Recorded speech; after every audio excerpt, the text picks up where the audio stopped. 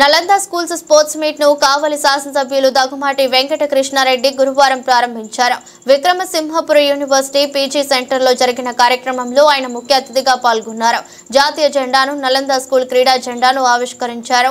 జ్యోతి ప్రజ్వలన చేసే క్రీడాకారుల గౌరవ వందనం స్వీకరించారు. సరదాగా విద్యార్థులతో కలిసి వాలీబాల్ ఆడారు. I would like to request our principal ma'am, Vasundhara ma'am, please.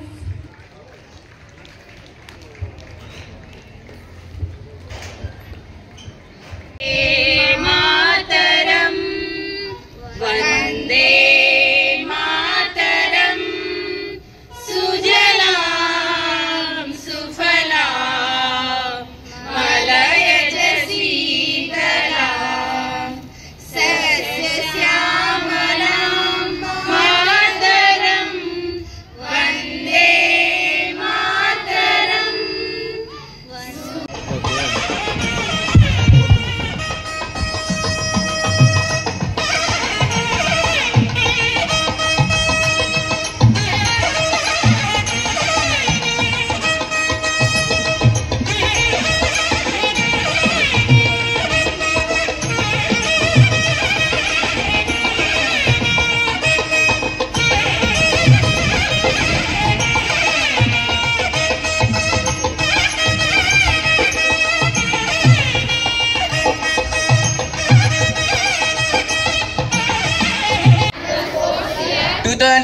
to 25 in fair competition, respecting rules and regulations which govern them and with the desire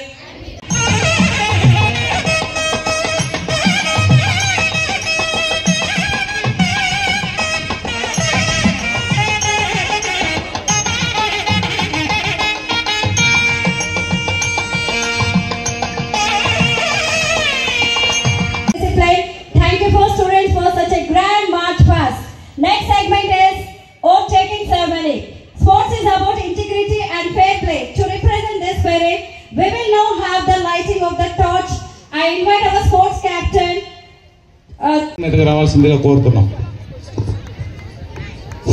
Now I would like to invite the legend and founder of our Nana.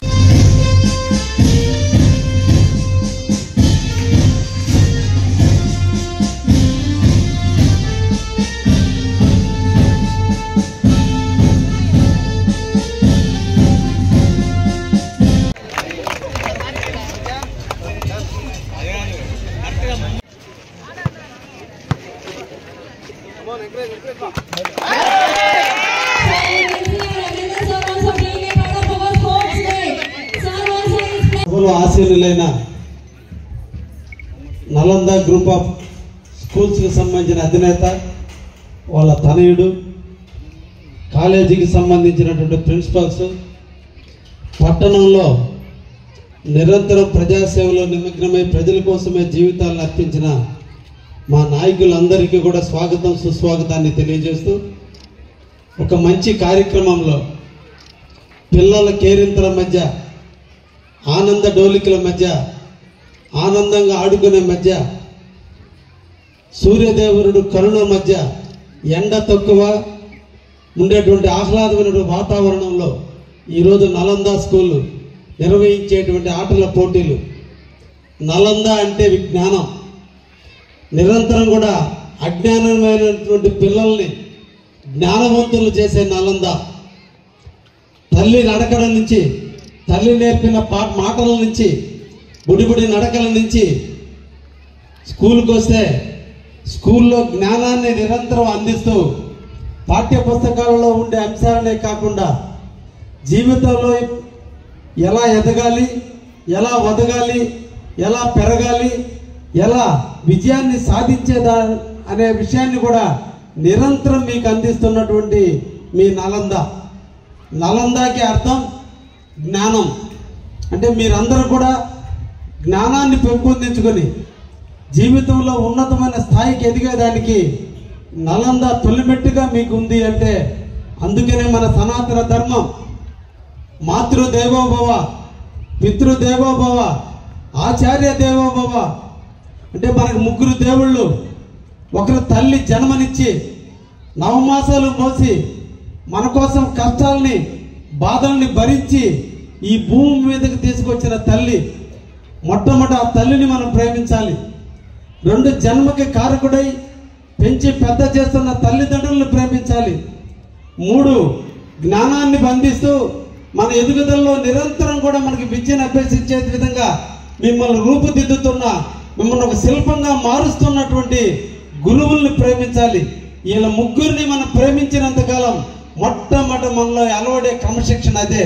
మొదటి క్రమశిక్షణకి మారిపోయి ఏంటంటే నిద్రలేచి తల్లిని, తండ్రిని, గురువుని తలుచుకొని ఒక్కసారి నమస్కరించుకుంటే మొదట మీలో క్రమశిక్షణ అలవడుతుంది.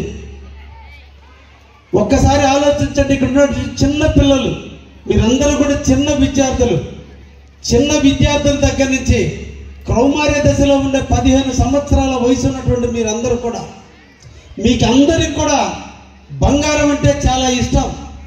మన తల్లిదండ్రులు, ముఖ్యంగా మన తల్లులు బంగారాన్ని అమితంగా ప్రేమిస్తారు. కానీ ఆ బంగారం కూడా ఒక మట్టే. మీ జీవితం కూడా ఇప్పుడు ప్రస్తుతం మట్టి లాంటిదే. మట్టిలో ఉండే బంగారాన్ని బయటికి తీసి కొన్ని లక్షల ఉలి దెబ్బలు తగిలితే ఒక ఆభరణం తయారవుతుంది. కొన్ని వందల ఇబ్బందులు పడితే మీరు కూడా ఒక ఆభరణం తయారవుతారు. అలా ఆభరణం అంటే మీ జీవితంలో ఒక ఉన్నతమైన స్థితి, ఒక ఉద్యోగిగానో, ఒక వ్యాపారస్తుడిగానో, ఏదో ఒక రంగంలో, అది డాక్టరా, ఇంజనీరా, యాక్టరా, లాయరా, టీచరా, లేదంటే ఫారిన్ పోయి ఏమన్నా చదువుకోవడం, ఏమన్నా జరగాలి.